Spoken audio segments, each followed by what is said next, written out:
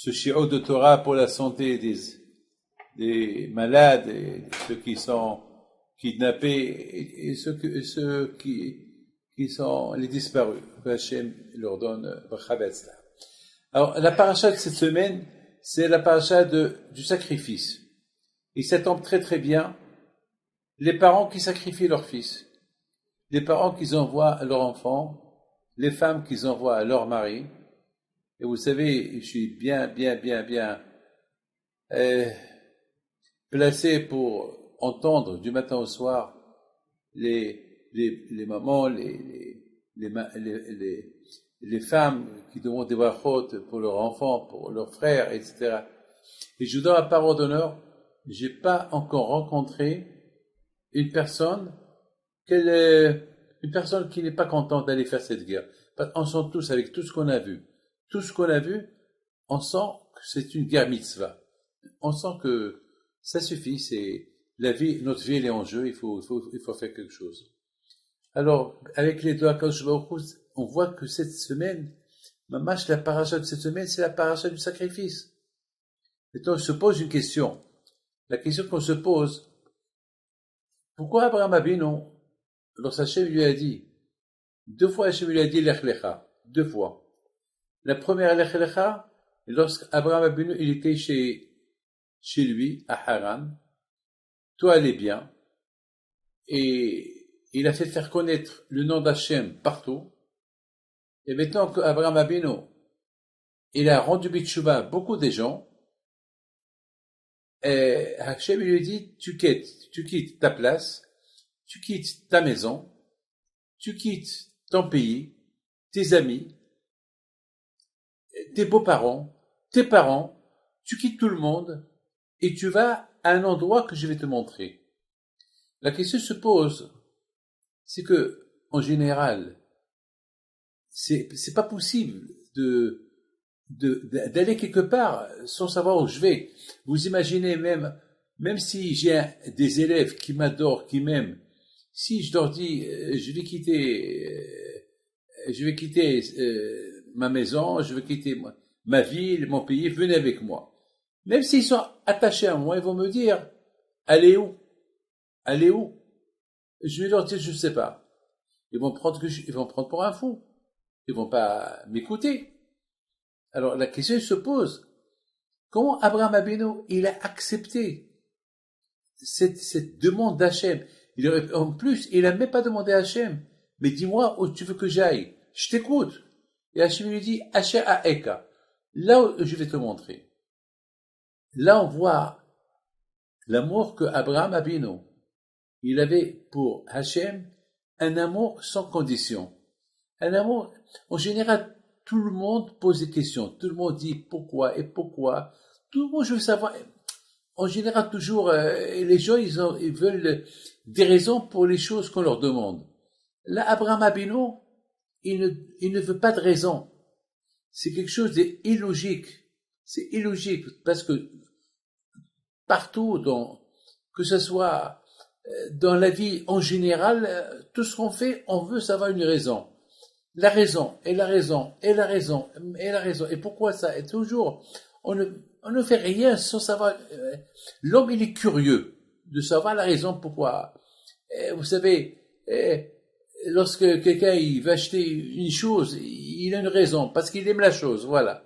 Eh ben, Abraham Avinu alav shalom, il avait aucune raison pour demander à Hachem et où je vais aller. Pour lui, Hachem c'est le boss. Hachem c'est le patron. Hachem il a dit, tu quittes? Oui, mon commandant. Je quitte. Ah, mais le problème il est, lorsqu'Abraham, il dit à son entourage, je quitte demain. Parce qu'on sait très bien qu'Abraham, c'est quelqu'un que lorsque Hachem lui dit quelque chose, il le fait tout de suite. C'est pas quelqu'un qui l'attend. Lorsque Hachem il a dit, tu fais la Brit Mila, tout de suite, le lendemain, il a fait la Brit Mila. Lorsque Hachem lui a dit, prends ton fils, tu le sacrifies, tout de suite le matin, il prend son fils pour le sacrifier. Donc ça veut dire que tout de suite, vous imaginez, nous, on a acheté une maison, et on vend la maison. Abraham Avinu, il a pas vendu la maison, il a laissé la maison. S'il avait des commerces, il les a laissés, il a tout laissé. C'est pas possible. En général, même un tzaddik, il vend ses affaires et il fait ce que le bon Dieu lui dit de faire.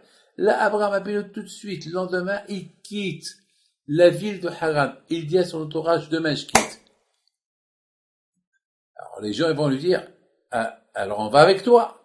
Mais où? Il leur dit, je sais pas. Je sais pas. Là, c'est un problème. Là, c'est un problème. Vous savez, le mot pourquoi, c'est le mot pourquoi, il existe dans n'importe quelle conversation. Il y a pourquoi et pourquoi il y a des raisons. Abraham Abinu, l'amour qu'il avait à Akadosh Baruch Hu, c'était une confiance. Il avait une émouna et un bitachon à 100% en Akadosh Baruch Hu. Il était aveugle. Maintenant la question se pose, comment Abraham Abinu est arrivé à aimer Hachem de cette manière? Comment il est arrivé? Parce que tout le monde aime Hachem. Il n'y a pas un qui va te dire j'aime pas Hachem. Mais sans condition, un amour profond, un amour. On aime nos femmes, nos enfants, on aime une belle voiture, on aime une maison, on aime les choses qu'on voit. Mais est-ce qu'on va aimer sans condition quelque chose qu'on ne voit pas? Quelque chose qu'on ne voit pas. Quelque chose qu'on ne voit pas. Est-ce qu'on va... Eh bien, écoutez. Abraham Abinu alav shalom, il a découvert Hachem tout seul. Personne ne l'a aidé. Lorsqu'on découvre quelque chose tout seul, on devient entier avec la chose. Il y a une différence. Quelque chose que tu achètes, tu l'as acheté. Mais quelque chose que tu découvres tout seul, ça devient ta propriété. Il y a une différence que quelque chose que tu fabriques tout seul, que quelque chose que tu achètes. Quelque chose que tu achètes, ça y est, tu l'as acheté, c'est pas toi qui l'as fait. Par exemple, il y a une différence entre ton fils, que tu as eu avec ta femme, qu'un fils adopté. Un fils adopté, c'est son fils. Mais il est adopté. C'est pas génétique, c'est pas biologique, c'est pas son fils. Il est adopté. Abraham Abinu alav shalom, il a découvert Hachem. Il n'avait pas de rabbin. Il n'avait pas son père qui va lui dire c'est qui Hachem. Tout seul. Il a découvert Hachem tout seul. C'est un grand travail pour découvrir Hachem. Et parce qu'il a découvert Hachem tout seul, alors Hachem est devenu inconditionnellement son Dieu. Il a découvert Hachem comme le boss. Donc, puisqu'il a découvert, pour lui, c'est l'aimer, c'est sans condition. C'est lui qui m'a créé. Je lui appartiens. On dit à Rosh Hashanah, Haneshamalach ve'aguf paola. L'âme que j'ai, elle fait partie de toi, elle n'est pas à moi. Et Agouf, et mon corps, c'est toi qui l'as fait. Donc, moi, je suis rien du tout. Mais le problème, il faut que nous, on arrive à comprendre ça. Il faut que nous, on arrive à comprendre que que ma vie, mon âme, mon corps, mon nefesh, mon rouah, tout ce que j'ai, tous les parts que j'ai, qui me font faire vivre, c'est pas à moi, je les ai pas achetés. Ça appartient à Hachem, c'est lui qui les a donnés. Vous savez, lorsque Hachem, il a donné la Torah, il a donné la Torah avec du bruit, avec le chauffard, avec le feu, la terre qui a tremblé, la montagne qui s'est détachée. C'était une peur. C'est écrit dans la Torah que les Juifs, ils avaient peur. Alors moi, je me suis posé une question. En général, lorsqu'on donne un cadeau, et on dit que la Torah, c'est un cadeau. En général, lorsqu'on donne un cadeau à une autre femme, on va pas apporter le cadeau avec un revolver. On va dire, voilà, prends-le, je te tue. Non, le contraire. On apporte un cadeau avec un sourire, avec les deux sont contents du cadeau. Là, a priori, on voit qu'il y a un problème. Là, Hachem est en train de donner un cadeau avec la peur. C'est un peu bizarre. Il y a la peur ici. Et c'est écrit, Vekol ha-shofar holech vehazik meod. Il y avait le son du chauffard. Un chauffard faisait peur. J'ai pas compris pourquoi Hachem il donne ce cadeau avec la peur. Pourquoi? Ça, c'est une question que je me suis posée. Eh ben, justement, mes amis, la Torah, c'est un cadeau. Akadosh Baruch Hu, il a donné ce cadeau avec un message. Pour être juif, il y a, comme il dit Rabbi Shimon bar Yochai, la Torah, on acquiert la Torah avec souffrance. La Torah, l'église b'Yisurim. On peut tout avoir gratuit. La Torah, il faut l'effort avec. Il faut l'effort. Avec la Torah, il faut l'effort. C'est dur de se lever le matin. C'est dur de respecter mikvé, nida. C'est dur le Shabbat. C'est dur, tout est dur. Les mitzvot, ils sont pas faciles à faire. Ils sont durs à faire. Mais, justement, ils sont durs au départ, mais après, ils sont super. C'est comme un médicament. Un médicament, c'est comme par exemple, il y avait, une fois j'ai vu dans un livre, il y avait un monsieur, il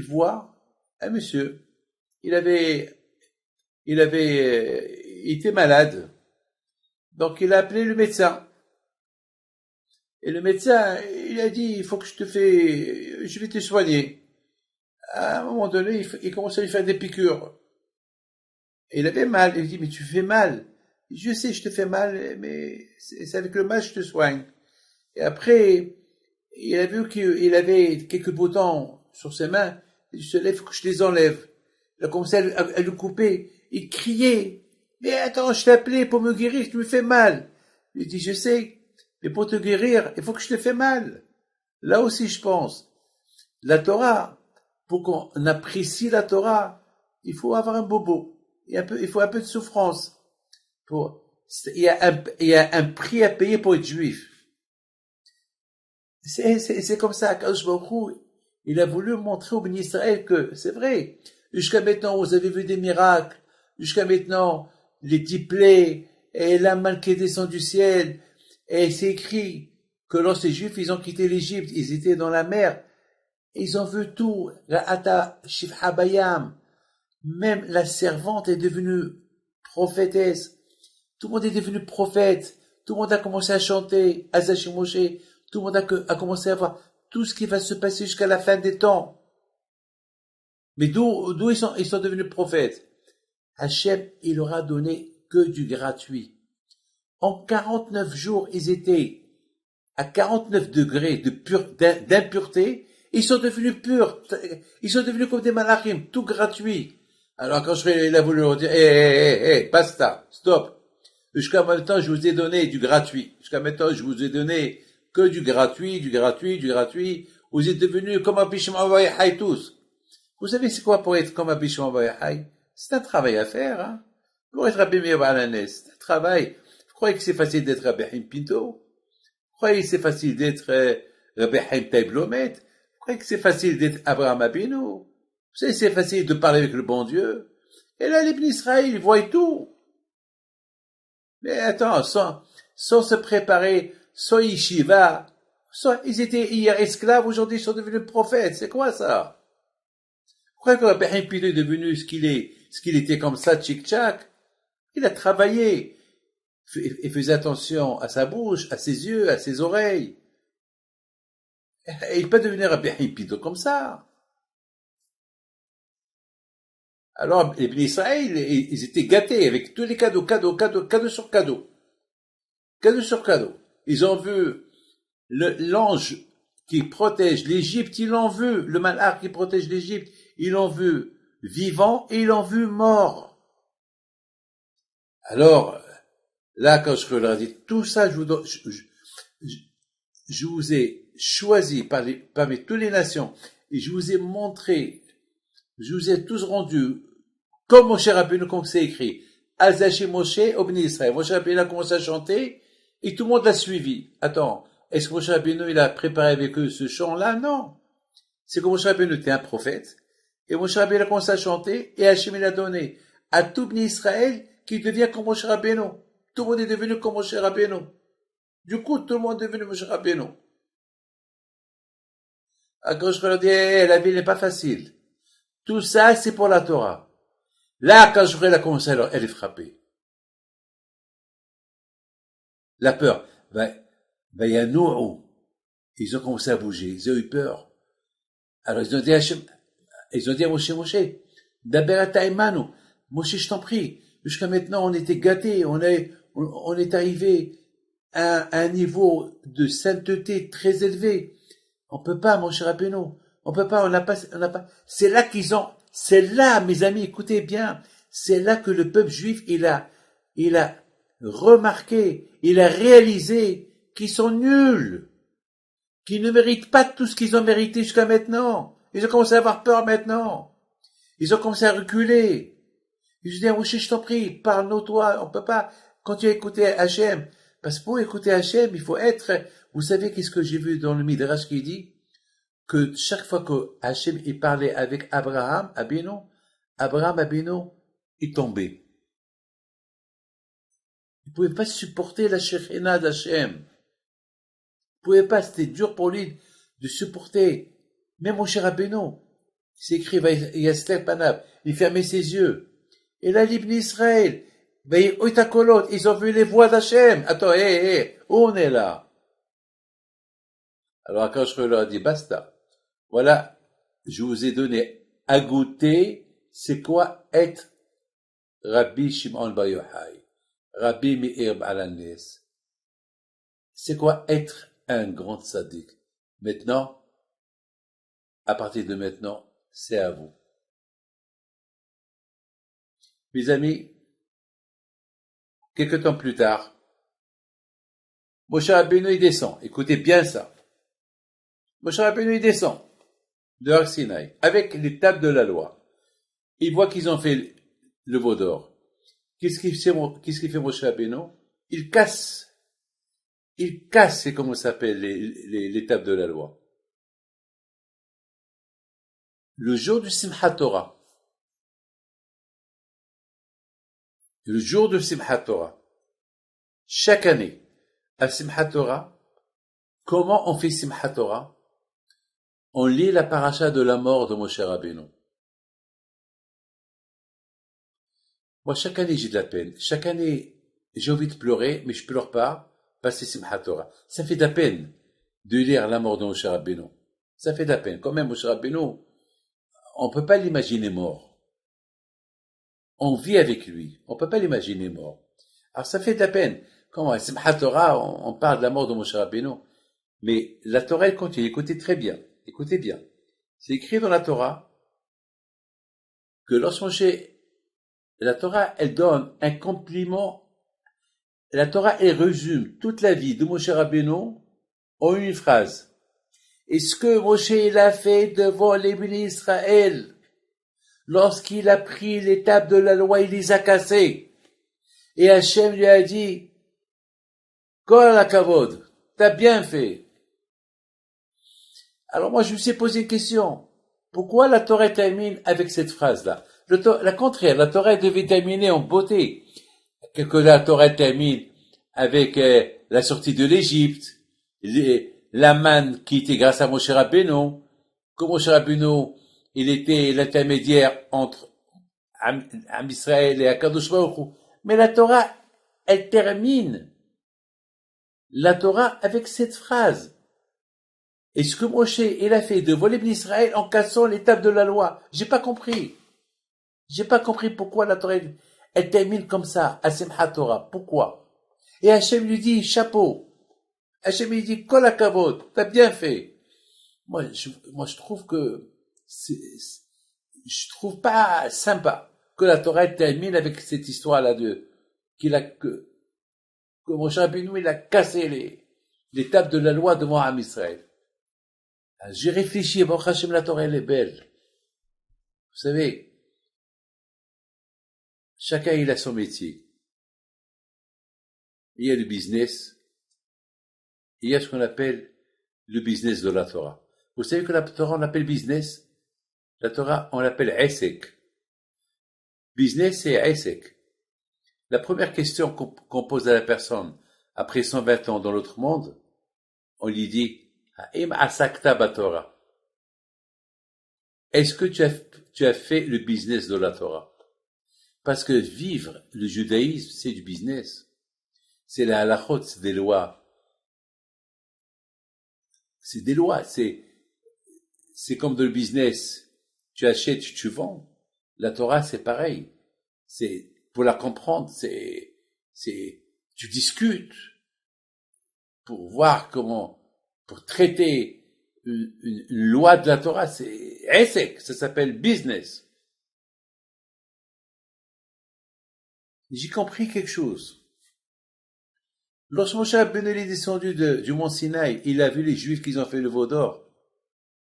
Moshe Rabbeinu alav shalom, il a pris les tables de la loi et les a cassées. Quelle est la raison pourquoi il les a cassées? Moshe Rabbeinu alav shalom, il a voulu envoyer un messer. Un messer, c'est quoi un messer? Un messer, ça veut dire un message. Que vous les Juifs, vous avez eu trop de choses gratuites. Vous avez été gâtés. Hachim vous a donné le plus beau cadeau du monde. Tout ce que Hachim vous a donné jusqu'à maintenant pour la Torah. Et c'est ça le résultat, vous faites les veaux d'or. Alors cette Torah, je vous la donne pas. Je la casse. Mais toi, cassez-vous la tête pour la comprendre. La cassure, c'est casse-toi la tête pour la comprendre. Vous savez que les tables de la loi qu'il a cassées, vous savez où ils sont?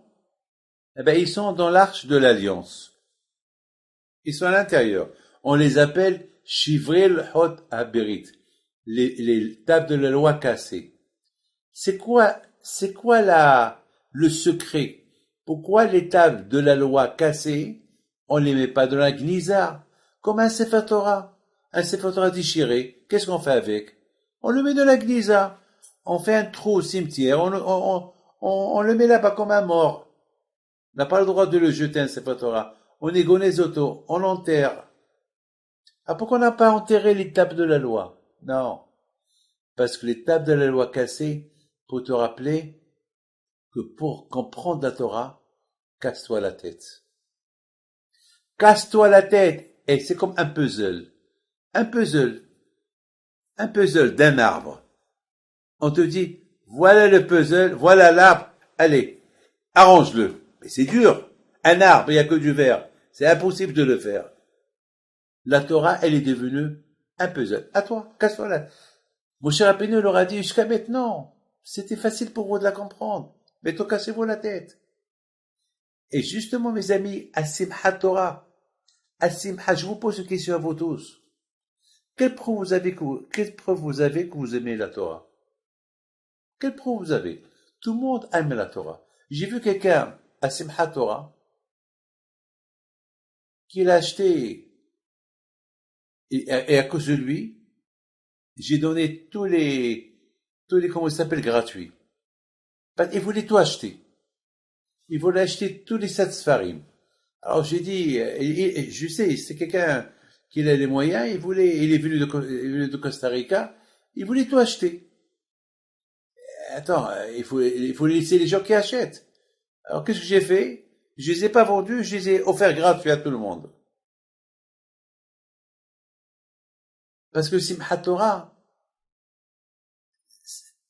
c'est quoi Simchat Torah? C'est la joie de la Torah. Mais je pose une question. C'est quoi la preuve que j'aime la Torah? Comment je peux être heureux de la Torah que je connais pas? Ah, c'est vrai. Lorsque le Sefer Torah il passe, tout le monde, il fait comme ça. Mais comme ça, ils font. Ça m'a pas tort, ne t'approche pas. Moi, j'ai vu des gens qui font comme ça. Je dis, parce qu'ils ont peur d'aller jusqu'au bout. Voilà, non. Mais c'est quoi, c'est pas la Torah? C'est quoi être, on peut être content de la Torah si on la connaît, mais si on la connaît pas, comment on peut être content?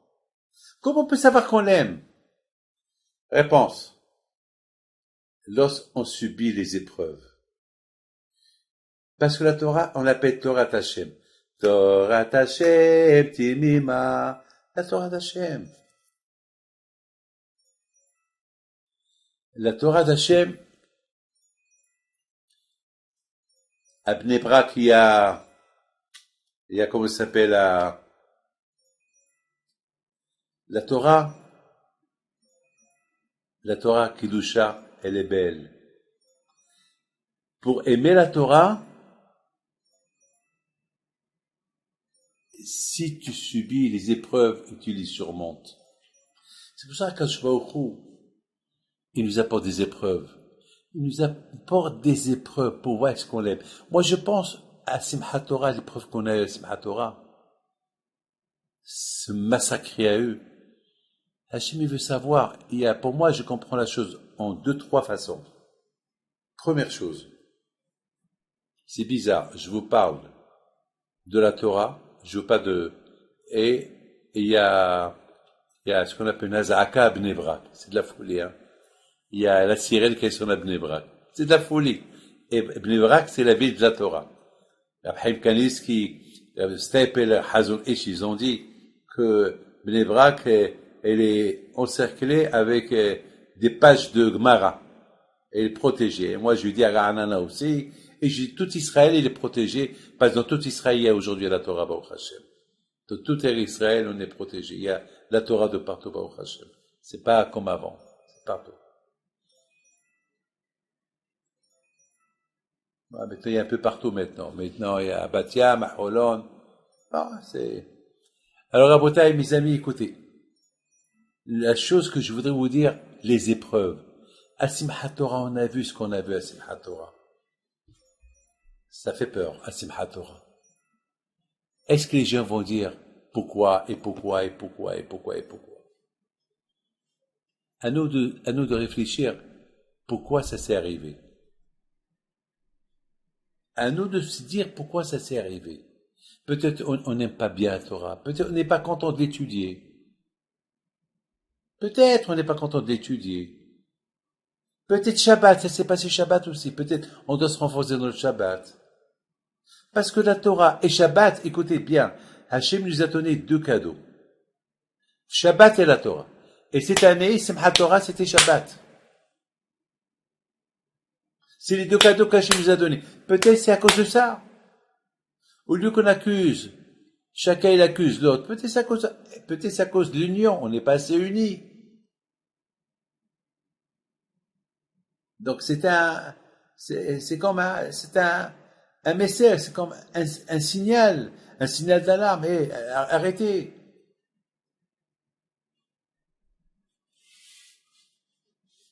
Aujourd'hui, grâce à Dieu, il y a tout pour respecter Torah et Mitzvot. Je vous donne la parole d'honneur.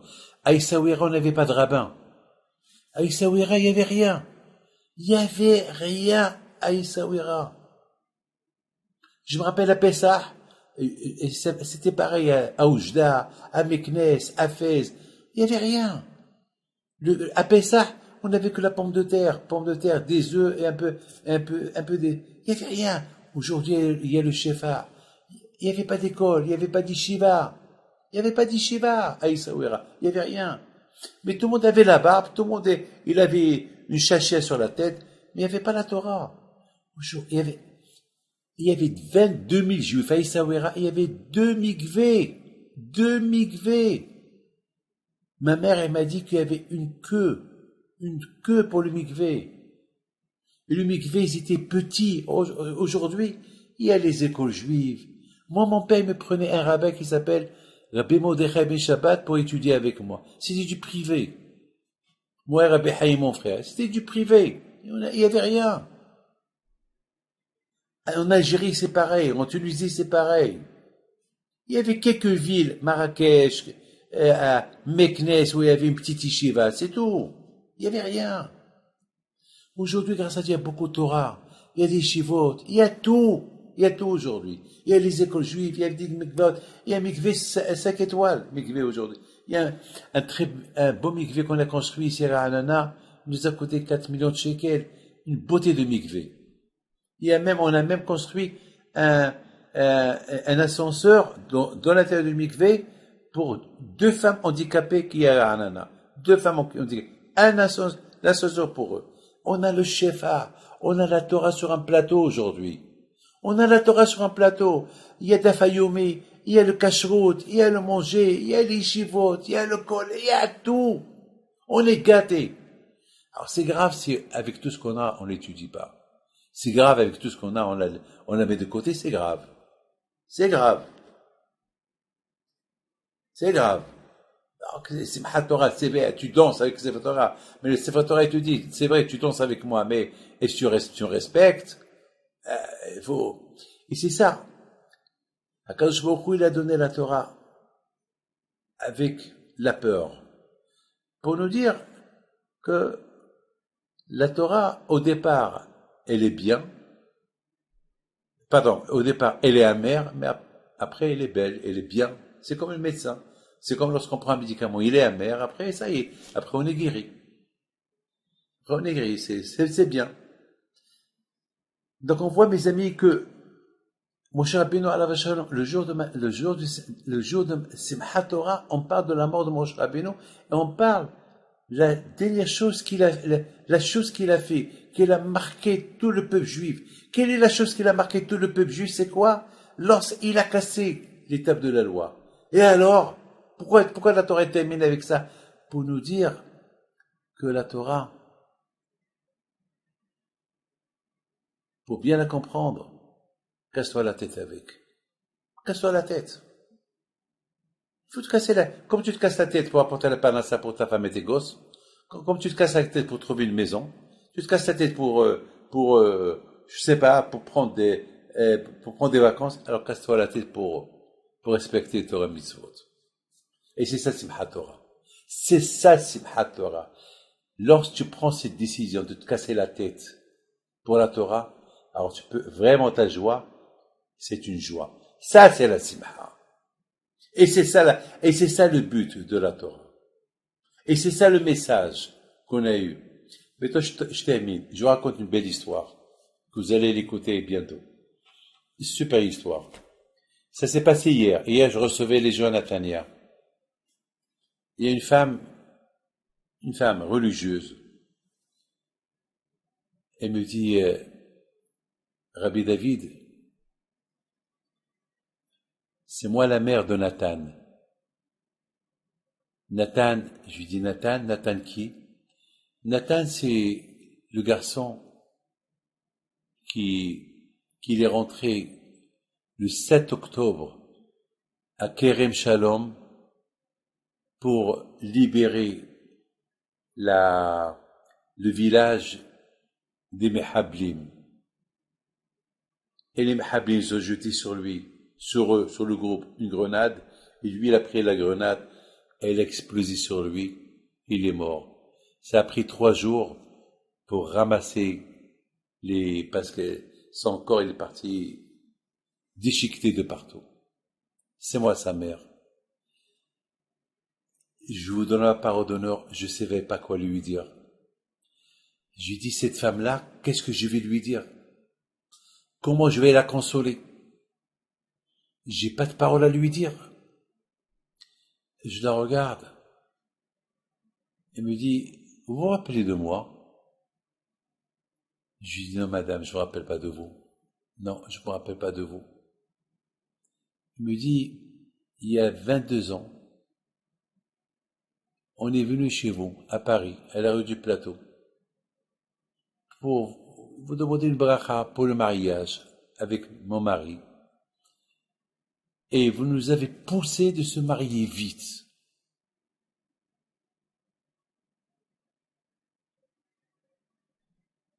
et vous nous avez dit, Be'ezat Hashem, mariez-vous vite et le bon Dieu va vous donner des enfants et vous êtes heureuse. On vous a écouté. On s'est mariés. Un an plus tard, on a eu Nathan. Waouh, waouh, waouh, waouh, waouh, waouh, waouh. Alors là, j'ai commencé à trembler. J'ai dit, David, tu l'as poussé à se marier. Elle a eu Nathan. Et voilà ce que Nathan il a eu la semaine dernière. Il y a 2 semaines, le pauvre. Elle, maintenant, elle est en face de toi. Qu'est-ce que tu vas lui dire? Et j'étais un peu comme ça. Mes mains étaient attachées. Je savais pas quoi lui dire. Je dis, Hachem, viens à mon aide, aide-moi. Qu'est-ce que je vais lui dire? Peut-être elle m'en veut. Pourquoi je l'ai poussée à se marier? Peut-être c'est mieux qu'elle se marie pas et qu'elle n'a pas son Nathan. Pour qu'il meure comme ça, de cette manière. Elle continue. Et dit, Baruch Hashem, mon fils était un tzaddik. Pendant des années, il va à la yeshiva, il étudie, il vient me raconter ce qu'il a étudié. Et j'ai commencé à remercier Hachem qui m'a donné un garçon comme ça, qui aime Israël, qui aime la Torah. Et j'étais heureuse, j'étais contente. Et maintenant que le bon Dieu me l'a pris, alors j'accepte. C'est ça, mes amis, les épreuves qu'il a eues Abraham Abinu. Je lui dis, madame, mais toi je comprends. Pourquoi la Torah, elle nous a écrit l'épreuve d'Abraham Abinu qu'il a eue? L'Hachem lui a dit, prends ton fils, sacrifie-le. Je me suis posé une question. Mais Hachem, il sait qu'Abraham, il va le faire. Alors pourquoi tu le fais souffrir? Si par exemple, moi je sais que vous, ce que je vous demande, vous allez me dire oui. Pourquoi je vais dire, pourquoi je vous laisse? Ça y est, je sais. Pourquoi je vais vous tester? Par exemple, je vais vous tester pour voir si je vous demande quelque chose. Si je sais que vous allez le faire, pourquoi je vous teste? C'est pas que je vous teste. Je sais que vous allez le faire. Pourquoi Hachem il teste Abraham? Hachem il sait qu'Abraham Abinu, il fera tout ce qu'il va lui demander, comme je vous ai dit tout à l'heure. Ah, pourquoi il le testait? Vous savez pourquoi il le teste? Pour cette femme. Pour que cette femme-là, elle lit dans la Torah ce qu'Abraham il a fait pour Hachem.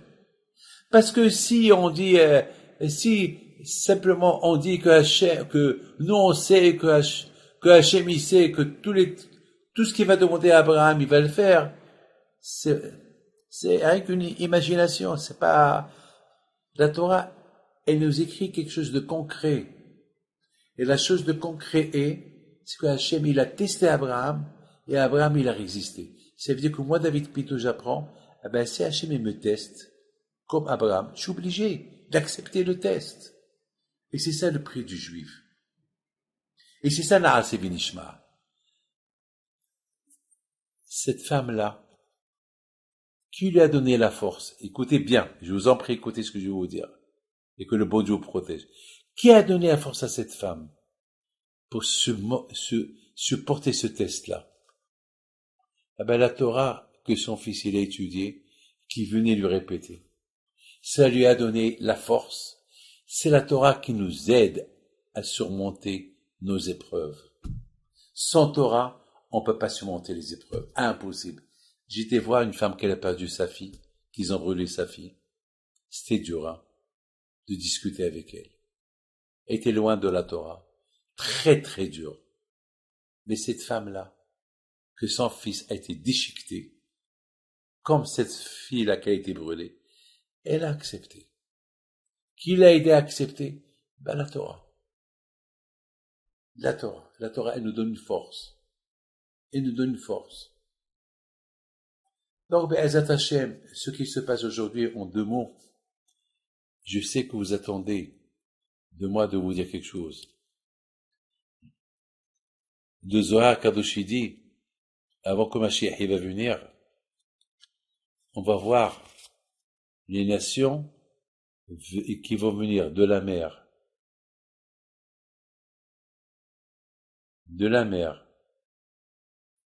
autour d'Israël. Aujourd'hui, il y a 11 nations. Il y a aujourd'hui presque 60 bateaux de guerre en ce moment que je vous parle. Et les Chinois, ils sont venus. Et les Américains avec leurs porte-avions. Et les sous-marins français. Et l'Angleterre. Et l'Australie. Et la Russie. Et la Corée. Et le Japon. Et l'Allemagne, elle a envoyé. Et l'Europe. Qu'est-ce qui se passe? C'est ce qui va se passer avant que Mashiach va venir. Et qui va être le maître de tout ce qu'on est en train de voir? L'Iran. Paras, l'Iran. Ça, c'est ce qu'on voit aujourd'hui. Mais le Zohar termine. Il dit, Biyad Israël à la Eliona. Et Am Israël va réussir, il va gagner. Maintenant, est-ce que c'est Mashiach? Peut-être non. Mais c'est comme ça que ça va venir. Peut-être le bon Dieu, il est en train de nous préparer pour la vraie venue de Mashiach. Pas ça ce qui va se passer. Ce qu'on est en train de voir maintenant, ça va se passer comme ça, mais d'une manière un peu plus. Il n'y aura plus d'aller-retour. Il n'y aura plus des gens qui vont venir, plus personne qui va sortir ici. Ou il y aura des gens qui vont venir ici pour échapper du monde. Il y a des gens d'ici qui vont se sauver ailleurs pour s'échapper de ce qui se passe ici. Ça va se passer comme ça. Et ça, c'est ce qu'on est en train de voir aujourd'hui. Vous savez combien de téléphones je reçois? Des gens qui cherchent à venir et des gens qui cherchent à quitter. C'est de la folie. C'est de la rigolade. C'est de la rigolade. Je rigole tout seul. Mais moi, mon Hachem, Bémet, j'ai pas peur. J'ai l'émouna à Kadosh Baruch Hu. J'ai l'émouna. Ce qui s'est passé à Simchat Torah, ça m'a donné de la force pour croire que je crois en Dieu. Encore. Vous savez, pour moi, c'est quoi?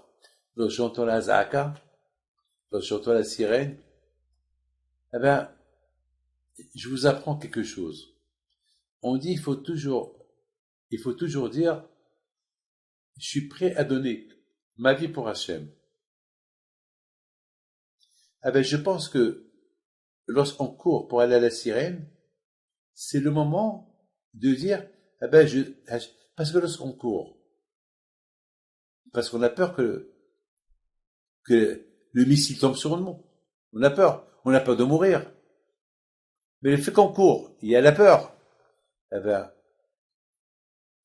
à ce moment-là, il faut dire, Hachem, tu vois, je cours parce qu'on veut me tuer. Et pourquoi on veut me tuer? Parce que je suis juif. Mais je t'aime. C'est considéré comme si j'ai donné ma vie pour Akadosh Baruch Hu. On peut donner notre vie pour Akadosh Baruch Hu sans mourir. Vous avez compris? Alors, il y a ce qu'on appelle mourir pour le nom de Dieu, et il y a ce qu'on appelle vivre pour le nom de Dieu. Pas mourir, vivre. Et c'est pareil. C'est encore plus dur. Parce que mourir, tu meurs, ça y est, mais vivre pour le nom de Dieu, c'est encore plus dur. Donc, lorsque je cours, vous savez, hier par exemple, mais aujourd'hui, moi, je voulais pas courir, je voulais pas descendre à la cave. Je voulais pas. Après, j'ai dit non. Hachem, il va me dire, tu commets un suicide, là. Cours. Comme tout le monde. Mais je commençais à penser. Je dis, mais pourquoi je cours? Parce que on veut me tuer. Pourquoi on veut me tuer? Parce que je suis juif.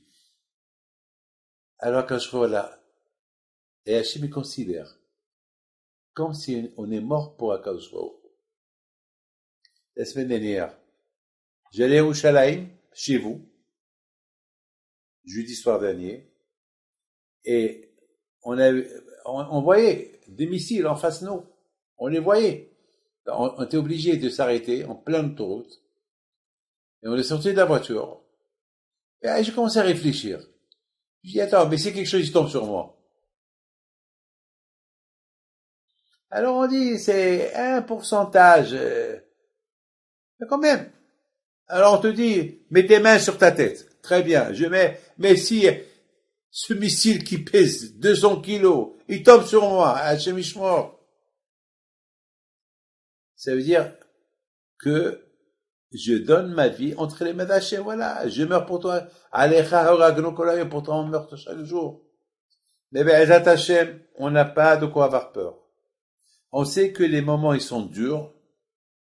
C'est des moments que on doit se renforcer dans la Torah, dans les mitzvot, dans le Hesed. C'est ce qu'on appelle notre guerre, ils la font pour nous du ciel. Il dit, dans le Midrash, on dit que dans le ciel, il y a beaucoup de nations. Il y a la France, elle a un malach dans le ciel. L'Amérique, elle a un malach. Et là-haut, ils se disputent. Et Hachem, il arrange. On dit, Oseh Shalom Bimrom. Oseh Shalom Bimrom. C'est quel shalom? Quel shalom il y a dans le ciel? Parce qu'il y a des guerres dans le ciel. Quelle guerre? Les guerres des nations. Contre qui tout ça? Contre Israël. Toutes ces nations contre Israël. Alors, celui qui gagne là-haut, alors si Hazve Halila, ce jour de Simchat Torah, malheureusement, c'est Hamas là-haut qui l'a gagné. Alors, puisqu'il a gagné là-haut, ici on a perdu. Alors comment? Alors, ici, là-haut,